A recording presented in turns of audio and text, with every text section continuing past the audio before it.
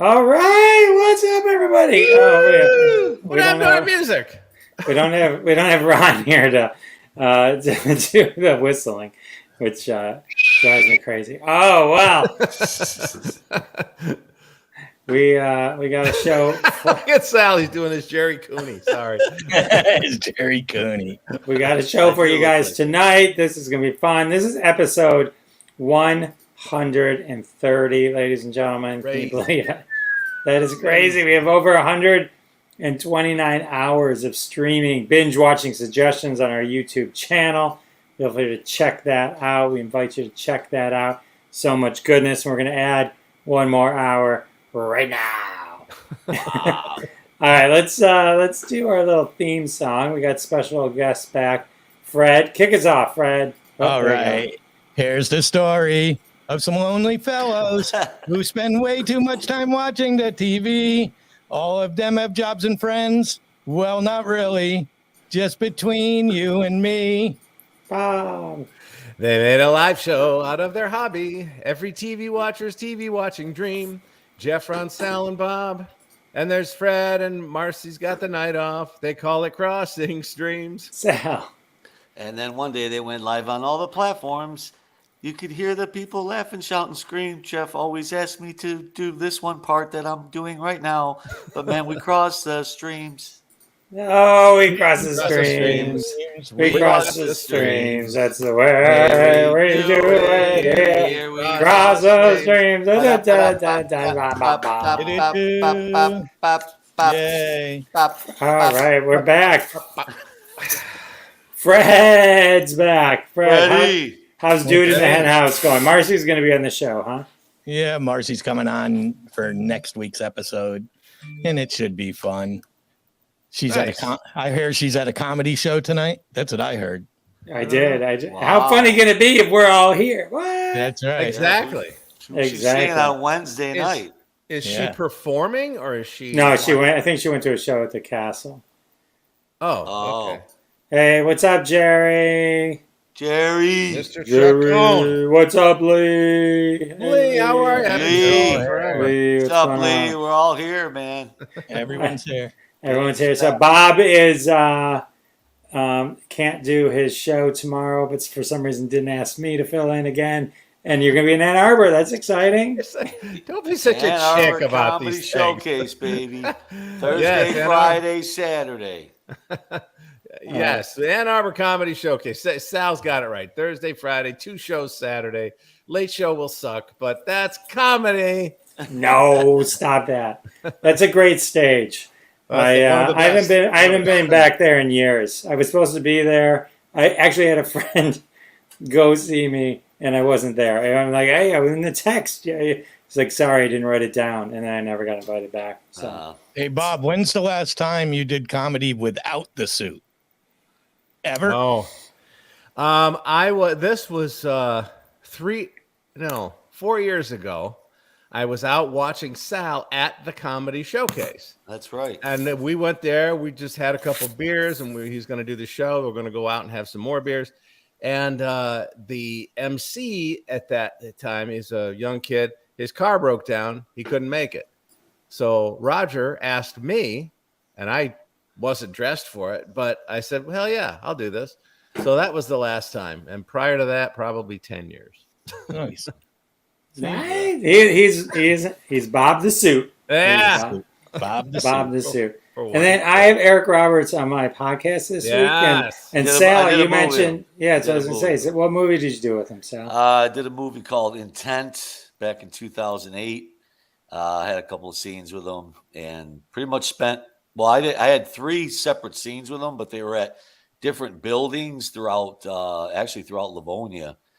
So the whole day was, myself and Eric Roberts' scene. So I got to have lunch with him, and he was cool. Really, really nice guy. And I really did, unfortunately the movie never came out, but I had that moment to have a couple scenes with Eric Roberts. It was really cool. That's great, really man. Cool. Yeah, it was really cool. I actually saw some of those scenes where you remember you had access to him at one time, and you were actually yelling at him which I thought was hysterical. Like you're yelling at him over. Well, no, I never saw any of the scenes. You're talking about maybe this movie I did, Detour Detroit. That was with Josh Ricardo, not Eric Roberts. I thought you got that one shot. Well, No. maybe I'm wrong. Sal's our resident thespian. Yeah, actually, I've mentioned the 2 movies I've done in my whole life just right now. But yeah, so yeah, that one I never saw. I would have loved to have seen. I've at least got the clip of my scene with him. It would have been really cool, but I could never get it. I tried. I got the producer's number and some of the people that were involved in the movie, and I just could never get it.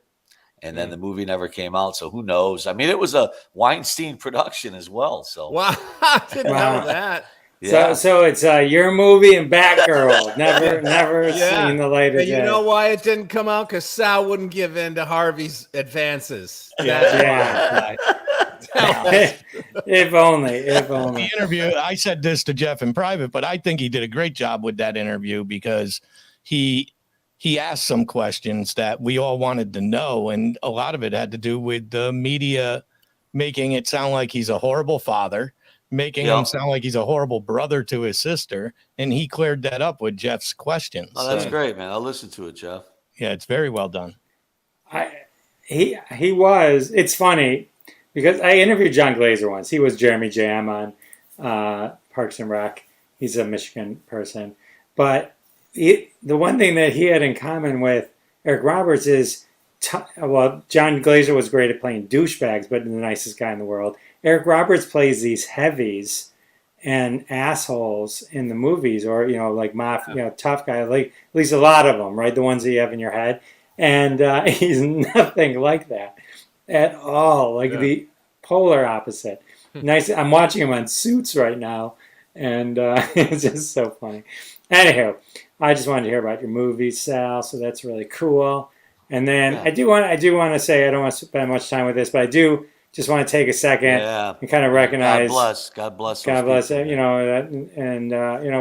all pray for peace, and I think the support of it's a human rights issue is what's really focused right now and going on, and it's like, as a Jew putting that out, non-Jewish support is appreciated. At this and time since this has a comedic flow to it, and stuff, is it too late to mention that Jewish should be capital J and Israel should be capital I? Yeah, I know. I just grabbed that from someone. I got like 80 likes, so I was like, win. What I mean? Because that would be proper, right? Jewish is capital. It should be capitalized, but yeah. So I stand. In light of current events, we're not going to focus on punctuation.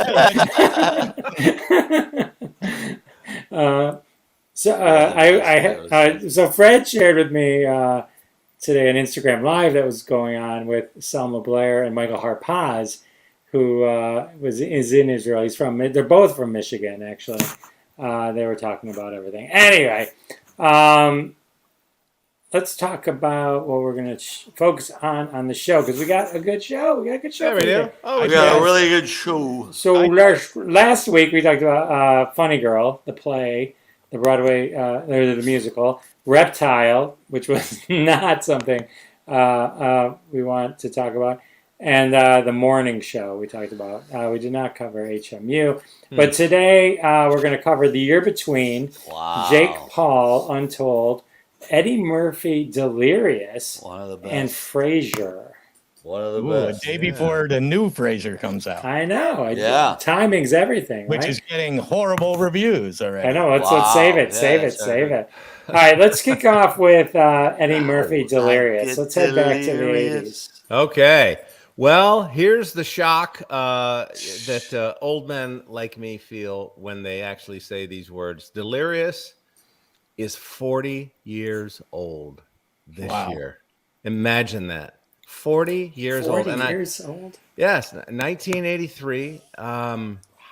This was when Eddie was at the height of his prowess as a stand-up, and he was getting all kinds of movies, Beverly Hills Cop and 48 Hours and all that, Trading Places, all that was going on. But during that, he did this concert, and it was at it was called Constitution Hall in Washington, D.C. And I had to look that up because I just assumed it was at the Garden, you know, or Madison Square Garden, or you know, or maybe at oh, what am I thinking of? Carnegie Hall, something like that. But no, it was in Washington.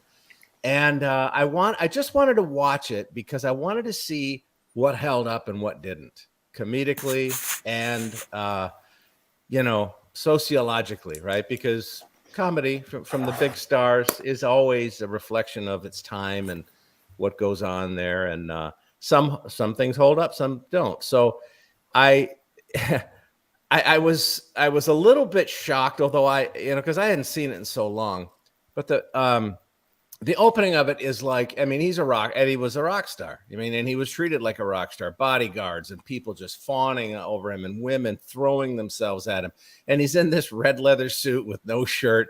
And he knows he's a good looking guy and the women are going crazy. And it's all this, you know, steady cam footage of taking him through the halls and then finally up to the stage.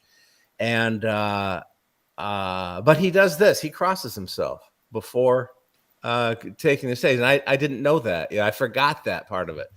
And what comes, the first 7 minutes are just unbelievably crude and would get him absolutely canceled today. Faggots, gay faggots. I mean, this is his language. This is what he's using on stage in 1983 to thunderous applause.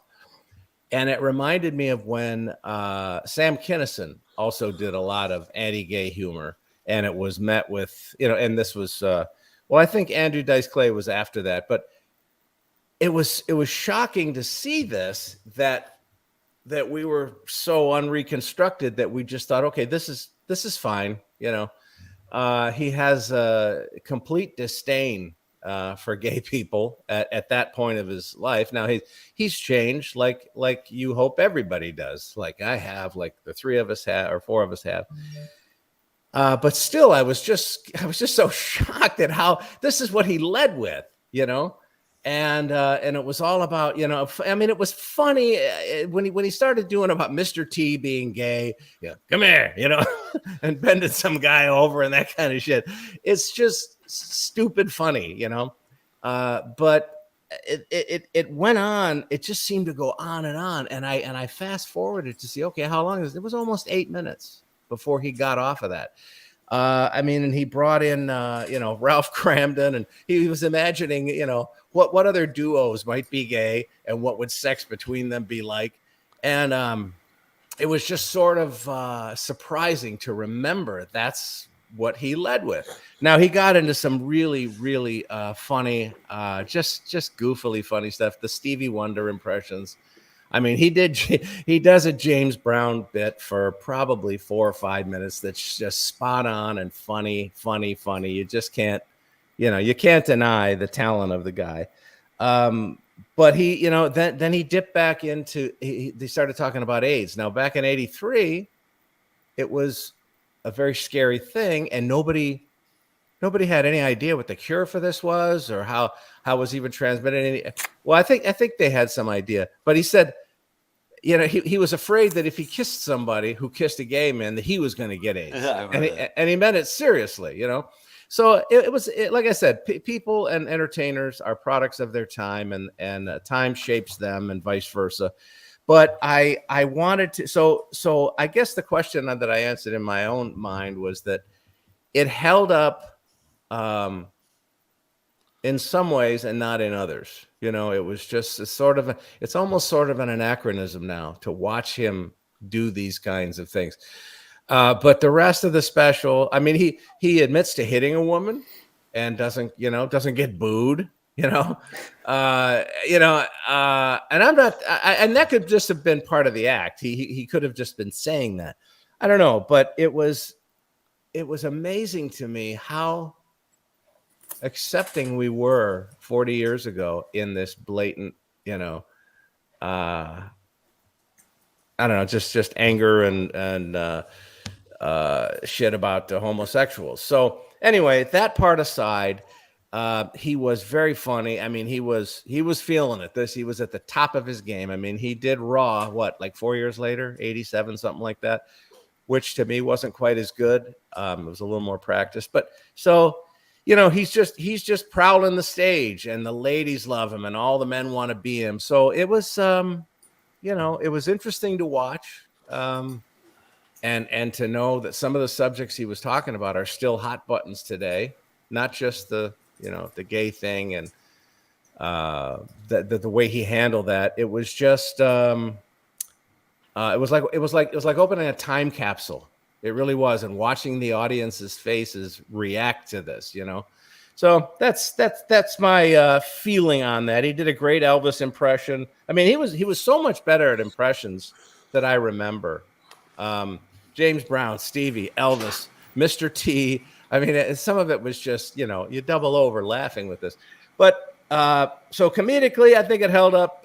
In other ways, it was just like, wow, look at that, man. We got away with that shit 40 years ago, right? Yeah, definitely. That made a big difference 40 years ago, though, because we were more at our ages, and we're all similar ages at least. Yep. But you go back to those times. I too remember being. So what year was this? 80 what? 83. 83. Yeah. So I'm 14. So I don't have a gay son yet. You know, all those things change as you get older. So. And I've got uncles, I've got father, I've got family members who are impressionable on me, and they're all talking. Everybody was on that same side or similar side. Not everybody, and that's a broad thing, but you know what I mean. For the most part, that's what we were hearing, and that's what we learned was, in like you said, the AIDS stuff.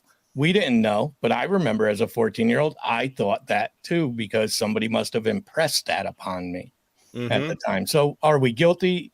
No, but we fixed it. Yeah, we're better people today. And that's the only reason doesn't shine a bad light. He also said the F word 230 times. Yeah, I was going to bring that up in 70 minutes. And his joke about horror films was the inspiration for Jordan Peele's Get Out. Is that right? Yeah. I didn't know that. What was that? What did you just say? He makes a joke about horror films, and Jordan Peele says that was the inspiration for the movie. Wow. How white people would just hear the first Get Out, they're like, "Okay, we're leaving." Got it. Black people would be leaving. White people are like, "We must investigate." You know. Yes, I didn't know that. Cool. Yeah. I mean, it was interesting watch. Because thanks for taking us back in time. Yes, there you go. The time machine. Take us back. That was nice. It was a good job, Bobby. Yeah, great job. All right, speaking of good job, let's do the year between. Let's talk about the year between. I don't know any of those actors.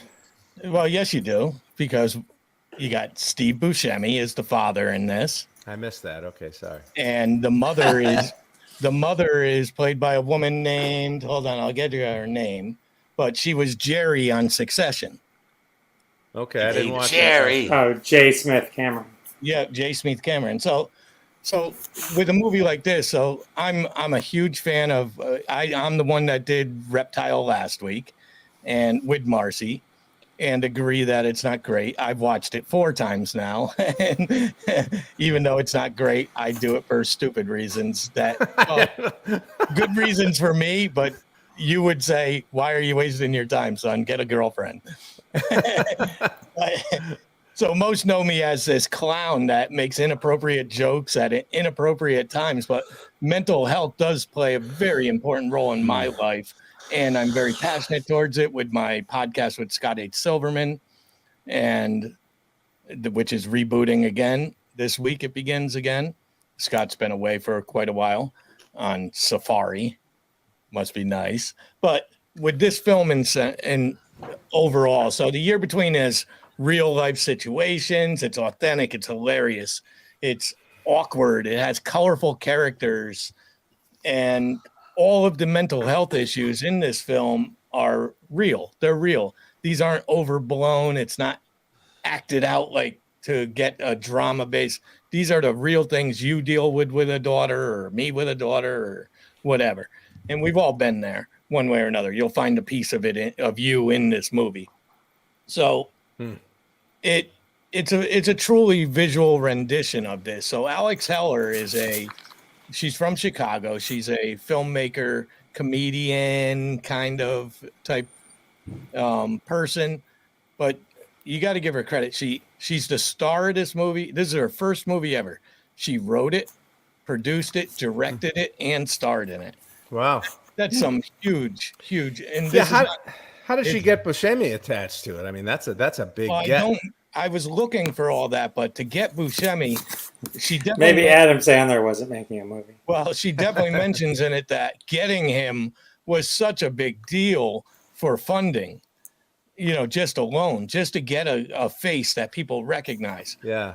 But what makes this so interesting is it's, being her first full length film, doing all the parts that she did, being able to get J. Smith Cameron, who may not jump off the screen to you, but when you've been in Succession, you're a somebody at this point. Yeah. And she played a significant role. She wasn't a lead role, but nobody's a lead role on that show.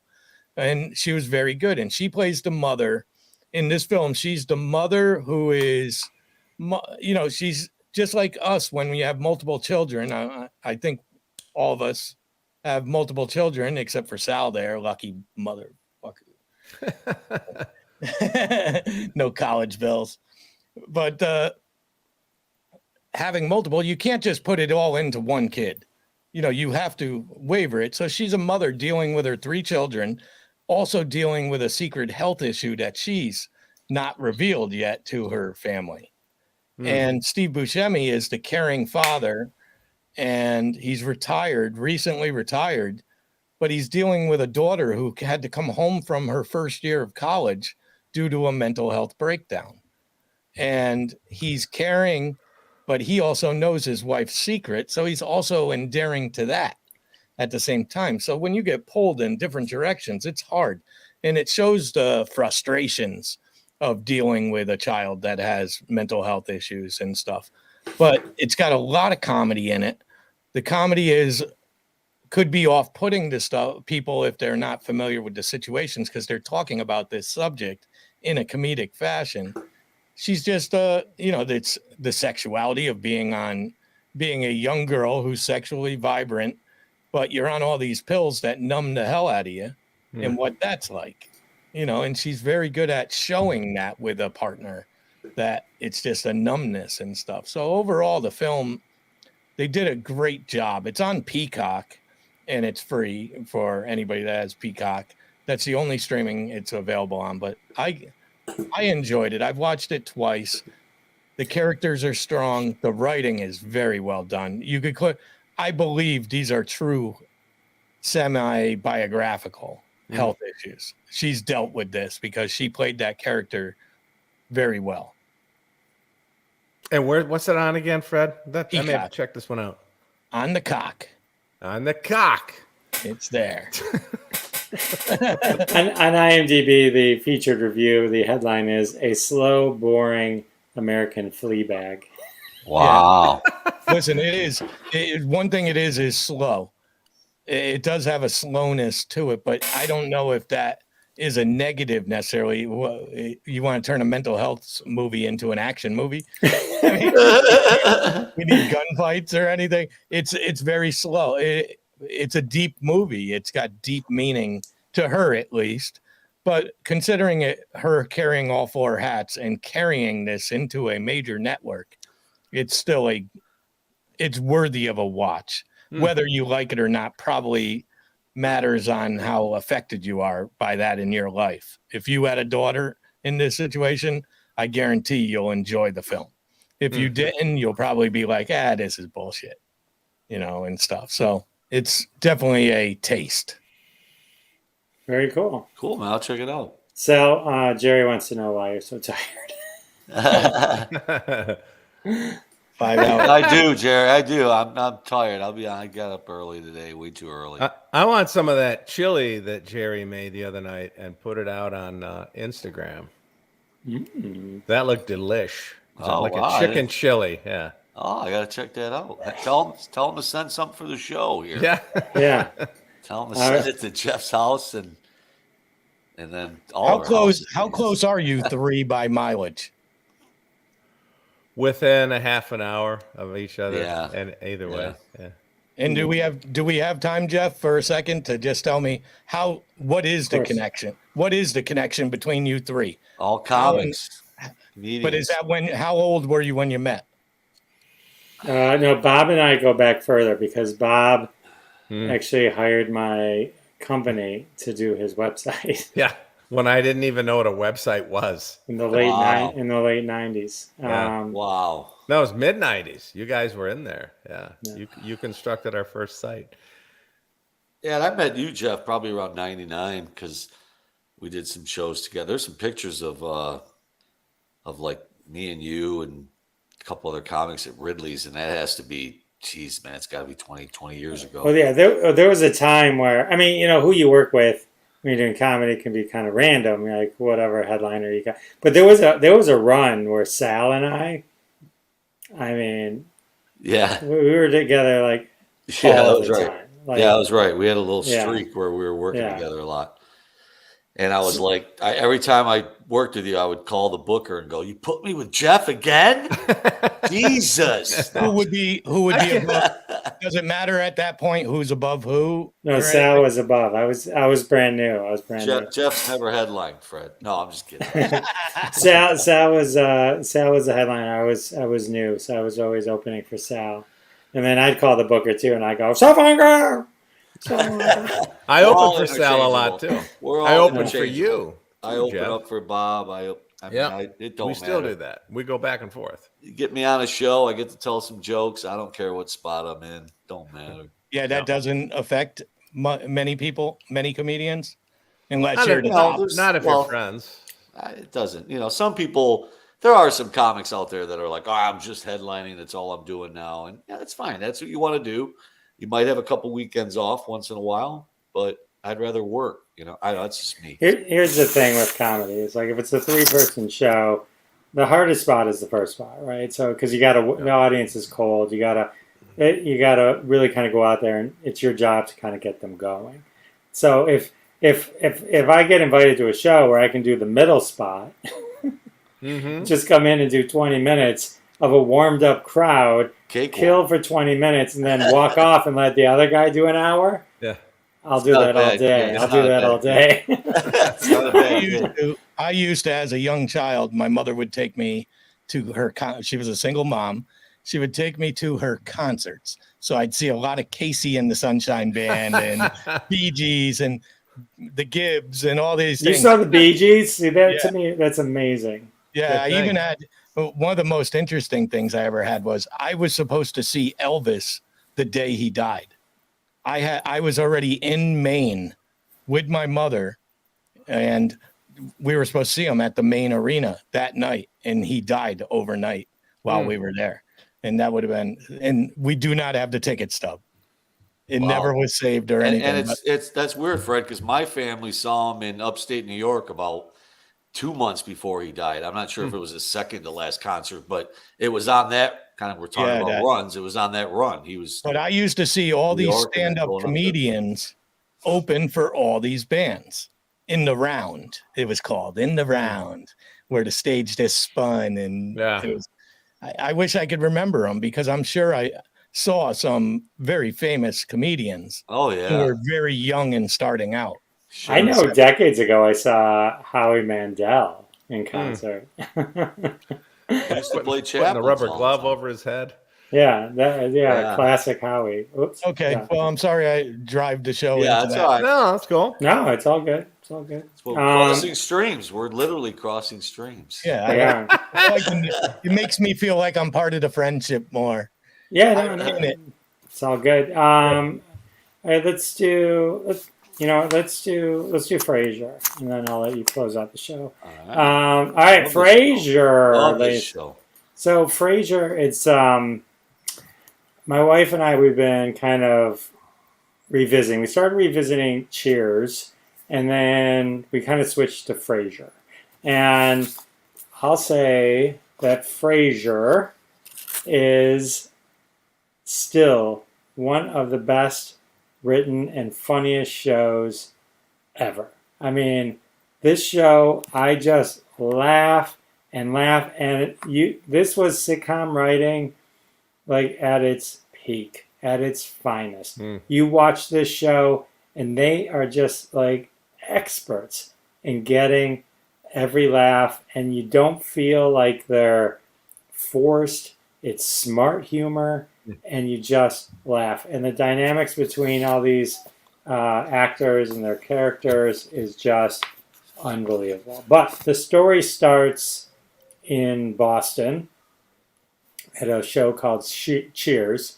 Perhaps you've heard of it. Yeah, once or So, in the third season of Cheers, they introduce what's supposed to be a very limited, if not a one-off character. It's going to be a love interest for Diane Chambers, Shelley Long, and so you have Frasier Crane, and he's an arrogant psychiatrist, and due to some great writing and just excellent performances, you have what became one of the most iconic and interestingly enough, longest running characters in U.S. history.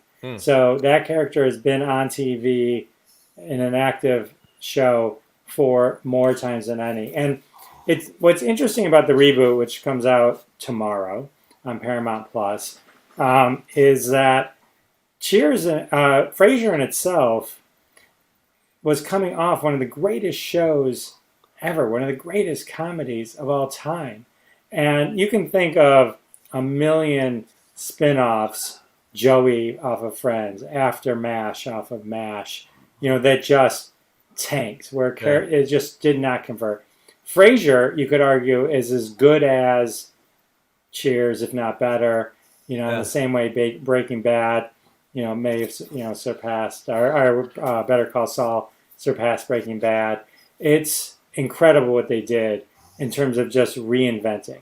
One of the keys was moving it from Boston to Seattle, so they didn't have the old, Sam just stopped by. They had no reliance on any of the other characters. They rebuilt an entire world for this character, which oddly enough wasn't the first. Their first idea was not to do that. It was basically they were like, this character is so popular, let's spin him off. He had a deal. They were going to, Kelsey Grammer was going to have a deal, but they eventually landed on going with Frasier. So it's interesting with the reboot, which we can talk about what some of the reviews are starting to come out. We'll talk about that at the end. But to reboot the greatest, to reinvent the greatest reinvention, it's a daunting task, I would imagine, to do. Especially when nobody else wanted to be on it. Or they, I think like David Hyde Pierce did not want to even come back at all. Yeah. And Roz might. Obviously, John Mahoney passed away recently. But so Frasier, 1993 to 2004, 11 seasons. Again, set in Seattle. He moves to Seattle. His father, John Mahoney, Martin Crane, lives with him. That's where a lot of the kind of humor comes from. So they introduced Niles Crane. If you watch Cheers, he really didn't have a brother, but they invented a brother for the show. The mother has passed away. And it's implied, well, not even implied, it's said that their snootiness and their attitudes towards life really came from the mother, because John Mahoney, his character, Martin Crane, he's a retired cop. So he's very, he's blue collar guy. He's the complete opposite of the sons, which, makes for everything to be so great. So you got Kelsey Grammer, David Hyde Pierce, who plays Niles Crane, his brother, who's amazing. Jane Leeves plays Daphne, the live-in caregiver for the father, and also she's, which was kind of funny, she's psychic. She's kind of psychic. You forget like some of these little details of the show that are so funny. Forgot that, yeah. And then Perry Gilpin is Roz, who I think it's trivia. It's good trivia, but maybe everyone knows or not. But Lisa Kudrow from Friends, was originally cast in the role of Roz and was replaced. And Rosie Perez was originally cast as Daphne Moon, but Jane Leaves eventually got that role. So it's Rosie interesting. Perez wouldn't have worked in that role. She's too hot. She's up here all the time. She's got just chill. Yes. Yeah. So his set cost $500,000. That apartment. The what? His apartment set. Oh. Yeah, and then interestingly enough, the original episode ran long, and they couldn't get it all the way down. It was still 60 seconds long after cutting out 5 minutes. And that night it debuted, they shortened all the other shows that ran that night so they could keep the full thing in place. So, so it was. Yeah, Frasier is a call-in psychiatrist. And then it's funny because like all the call-ins are celebrity voices, which I had totally forgotten, like Mel Brooks, Kevin Bacon, Reba McEntire, Carrie Fisher, Ray Liotta, Gary Sinise, Ron Howard. They're all the call-in voices, and the only nod to it is in the credits. You got to read the credits to even know who it was if you don't recognize it. So it's like it was all subtle. They had a thing where Niles Crane's wife was kind of like Norm's wife, where always referred to but never actually appeared on the show. Lilith was one of the few that came back. She was only on 12 episodes of the run. Thank God for that. Of all the casting and script decisions they made over the years, she was the only one. She came up. Her character came about in Cheers. She was the only one that rubbed me the wrong way. I just could never get behind Lilith. So I liked her. 12 episodes. Oh, that was it. Oh, wow. Well, in Frasier. So it's an old show, right? And most people have seen it. So I'm really kind of saying it's on Paramount Plus. It's on Hulu. It's worth rediscovering this show. I think everyone has different shows that they watch. And so like we always have a show like Frasier that kind of is like the, when we can't deal with the other shows we're watching, we need a break. Frasier is a good kind of, all right, we'll watch a Frasier. Because it doesn't matter what pace you watch Frasier at. It's written so well, and John Mahoney plays such a large role in the comedy. To me, he's the catalyst of the whole show. Without his, him and Niles and Frasier would be the same person without the father getting between them and stuff. So I just started watching it, and I'm on like season 2, and I watched it sporadically when it was around, but I was a Cheers guy. So me and the rest of the crew refused Frasier, and it had to have been a money thing because it's the same writers as Cheers, Wings, and one other show. And I think an early production of Christopher Lloyd, who went on to do Modern Family. Yeah, maybe. He did? I didn't know. I never watched that show either. So not Christopher Lloyd from Back to the Future. It's a different one. So what's the new one supposed to be about? He's still Frasier Crane, right? I think he's living with his son, but now he's back in Boston. Oh, Boston. And so the reviews are not kind. They're not kind, but it's because it's not. I think people that liked Frasier are going to enjoy the reboot. Sure. If you are a diehard fan, you're going to enjoy it enough to give it a chance. Will it get picked up? Probably not, because he's probably getting $1 million an episode. I mean, he's a big hitter. It's a lot of money. I don't know. I don't know what it's like anymore with these streaming services for finances. Right. Good idea, though. Good idea. It's a great show. They had the greatest dog. Eddie the dog was the greatest dog. And when we were watching it, I was reminded that my 2 dogs ago, Samson, we had actually taught him a trick. They had a trick where they would go, Eddie, stop or I'll shoot, bang. and then Eddie would fall over and play dead. And I taught my dog that trick based on seeing Eddie the dog do it on Frasier.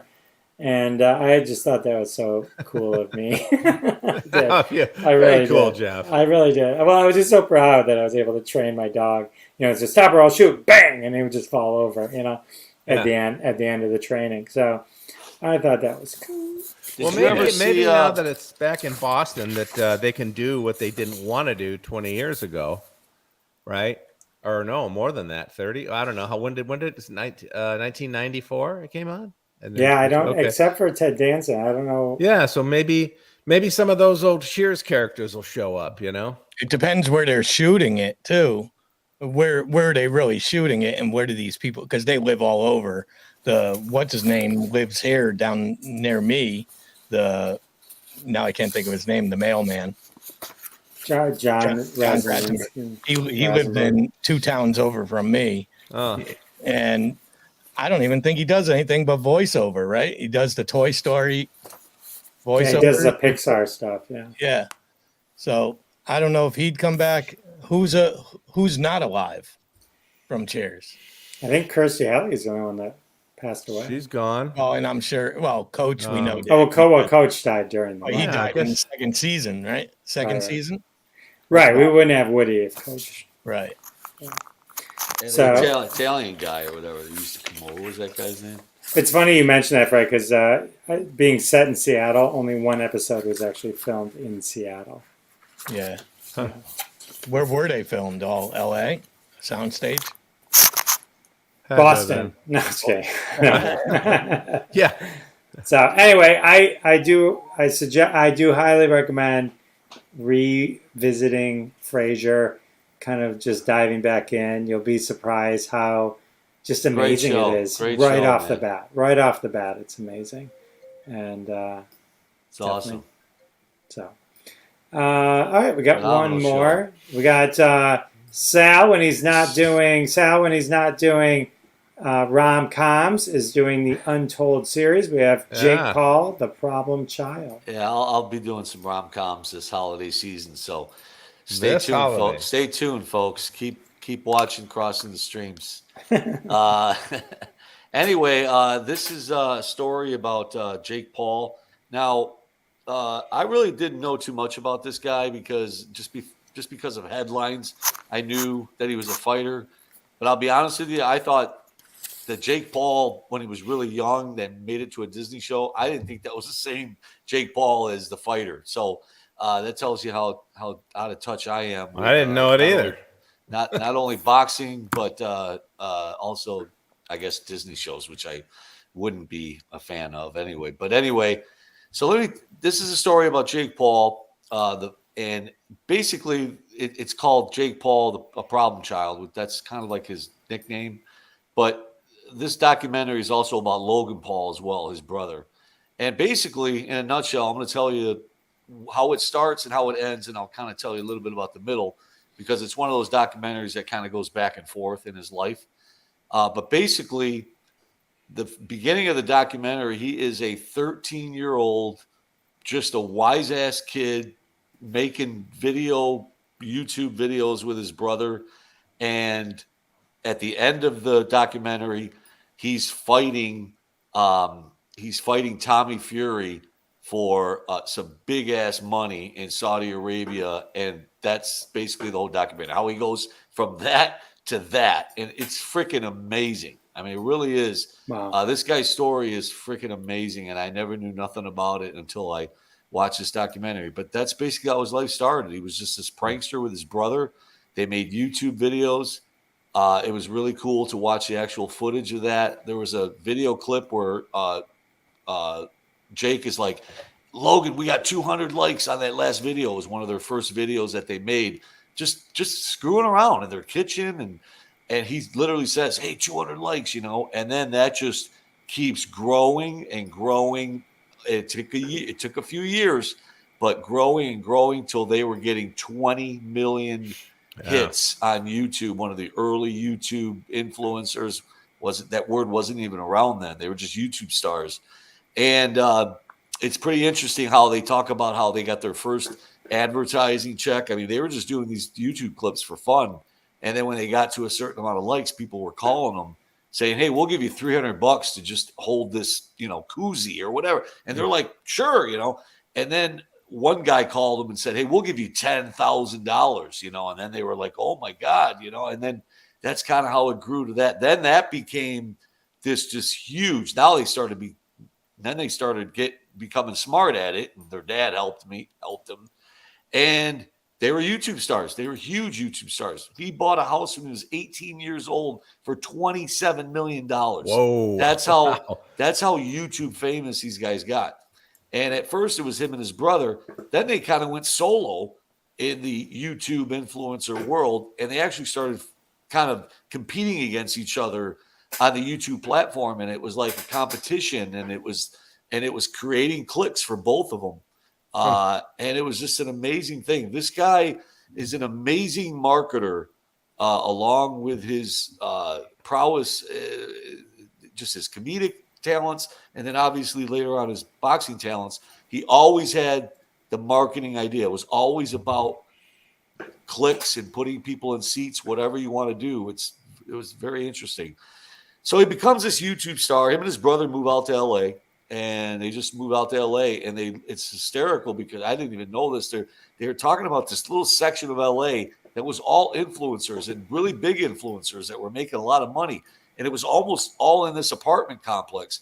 So these people were it was almost like an insane asylum, because people were just doing crazy things all around the apartments, just doing their YouTube clips. And all of them were very, very successful. So they did that for a couple years, and then Jake Paul got a call from an agent. He's like, hey, Disney's looking for some younger, good-looking kids to be on a show, and kind of like a half-hour Disney show in the mornings, He gets that. I mean, he never thought he was going to get it. He gets that. That kind of elevates him to even another level, and he's just very, very successful in that world. And then they kind of get bored of it a little bit. He made a lot of money doing it. He's kind of getting a little bit older. He was also the guy that a lot of people hated. He liked that mantra because it got him clicks again. He wasn't always the nice guy. He actually got hated in the industry, going up against his brother, and then just having that bad boy image. And he knew, he was a marketing guy. He knew that was going to help him get clicks, being the bad guy. And one day he just decides, he goes, I want to work out. I want to try boxing. He goes, I want to try to do something else. I'm sick of doing this influencing stuff. And he literally got off YouTube, wasn't posting anymore, and wanted to be a boxer. And he went and fought. And again, I don't remember every single fight that they went over in this thing, but his first fight was it was a stupid fight. It was just against some celebrity guy, or just half kind of not even a boxer, obviously. And he won that fight. He made it a big deal on YouTube again, and was starting to do that again on Instagram, how he was this fighter, and everybody's like, you can't fight it, and you can't fight a real fighter, And then he fought like this basketball player, knocked that guy out. He was actually a professional basketball player, and knocked that guy out. Now there's still the haters, and he's just still saying how he's a great fighter, and anybody, come on, and they would show clips of Muhammad Ali, how Muhammad Ali had that gift for the gab, so he was trying to do the same thing, just kind of bringing that back kind of thing. And he just kept getting bigger and bigger, and he kept fighting better. But then he got into like a lower MMA guy and beat that guy. And it just kind of escalated, and he was making big money because people were coming out. It's almost like this Taylor Swift thing, bringing her fans into football. Not that Taylor Swift's fighting, but I'm just saying she brought people into that sport. And that's what Jake Paul was doing. He was bringing people into boxing, because at that time, boxing was kind of dying, regular boxing. They even interviewed Mike Tyson a lot in this thing. And so he brought people into it. And anyway, it just catapulted him all the way. He can't beat anybody. He can't beat anybody, all the way up to Tommy Fury and they fought in Saudi Arabia. Tyson Fury was at the fight. Their dad was at the fight, their Fury dad. And it was a really, really big deal. He got $75 million guaranteed Crazy for that one fight. And that was he was 6-0 going into that fight. And he loses that fight on it was a draw or whatever you want to call it. and or he won 2-1 or whatever that is, and so it was his first loss, and he was in the locker room, and it was kind of interesting throughout the whole documentary. He would say, "Hey, shut the YouTube camera off, but leave one on for Netflix because I'm doing a Netflix special," and that would happen throughout the whole thing. So he's obviously been planning this for Netflix for a really long time, and there were some things that they talked about in the documentary, along with everything I just told you about. They also talk about how he wanted to start he maybe still does. He wants to start a union for fighters so that they can make more money, and that's obviously a long way to go on that. But they kind of talk about that. They talk about his relationship with his father. A lot of he was physically abused by his dad when he was young. His dad's like a kind of like a Marine guy, just hard on the kids throughout their whole life, but. He made them into these guys. I mean, Logan had a great influencing career as well, and just behind his brother the whole way, obviously at every one of his fights. Anyway, just a really, really good documentary. I knew nothing about this guy, but he took the three things that you need to get a lot of clicks. Number one, he's an excellent athlete. He's a decent fighter, not the greatest fighter of all time or anything like that, but he's a good fighter. Number two, he's a great marketer. And number three, he's funny. He's got a personality. He can joke around, obviously, from his early YouTube days with his brother. So that's why this guy's worth a lot of money. He's got all three facets. And I don't know what he's doing now, but I think he's still out there. But it didn't really say. It just ended. The documentary ended on the Tommy Fury fight. And they showed out of the hour and 25 minutes, the last scene, the fight scene with Tommy Fury is like a 12-minute scene where they show a lot of clips from it and a lot of that wasn't a bad fight. Yeah, Bob, you probably watched it. So yeah, I caught the replay. It was okay. Yeah, I mean they were both journeymen. Fury's brother is, he's okay, and Sure. And Paul is okay. So it was a match of two okay guys, and the okayest one. Yeah, no, you're right. You're right. He sounds as if he has a little Trumpian in him, where you tell him he can't do something, and he's going to prove to you he can. That big time. He's very cocky. So he'll be president in 20 years. This was a great scene. I think it was Tommy Fury during the weigh-in and stuff when it's like 12 days before the fight or 10 days before the fight. I don't know. This may have been on the news. Bob, you probably saw it. But he literally says, they're kind of jawing at each other like they do at those press conferences. And Jake Paul goes, "Hey, I'll put up my share of the fight right now. Whoever wins gets the whole shit and caboodle." Yeah. And Tommy Fury was like stunned that he was saying this. And he like during the clip is like, he's just like, and Jake Paul gets up and goes, "Come on, what's your answer, man? Let's do it." So anyway, they made that agreement. Yeah. So Jake Paul didn't make a dime on that fight because obviously he said he would give his whole share to Tommy Fury. So anyway, really good documentary. I highly recommend it. Any boxing fans out there, obviously I highly recommend it. But it's not all about boxing. There's very little boxing in it. Maybe 40% of it is about his boxing, and the other 60% is about his younger days. I mean, just this guy was. Not only did he make a lot of money, he spent a lot of money, man. He was just doing these parties and just crazy stuff this kid was doing at the age of 18, 19 years old with a ton of money out in LA. That's when you do crazy. it. That's when you can crazy. do it. Yeah. Crazy money, man. Sadly, I would think that was marketing and pre-planned, that I'll take your share, you take mine. Yeah, maybe. probably. I can't believe that would be allowed, first of all. And second, it's just too good of a story. It's so good of a story to draw people in to, this is for all the money. Well, if that was planned, Tommy Fury is a good actor because he looked stunned. He looked stunned when he offered. Well, maybe he didn't know. Yeah, right. He didn't know him. Yeah, True. Yeah, good documentary though. Definitely. Awesome job, Sal. That was Good awesome. job, Sally D. Sally D. All right, well, very well spoken, Sal. Oh, thank you. we're at the end of the episode. Can you believe it? Yay. Fredd, thanks for joining us again. Thank Remind you. everyone about your podcast. Thanks, Fred. Thanks, Fred. Make sure you go and subscribe to A Dude in the Hen House, available wherever you listen to podcasts. Find us on YouTube at A Dude in the Hen House. And that's it. Great. Fred. Sal.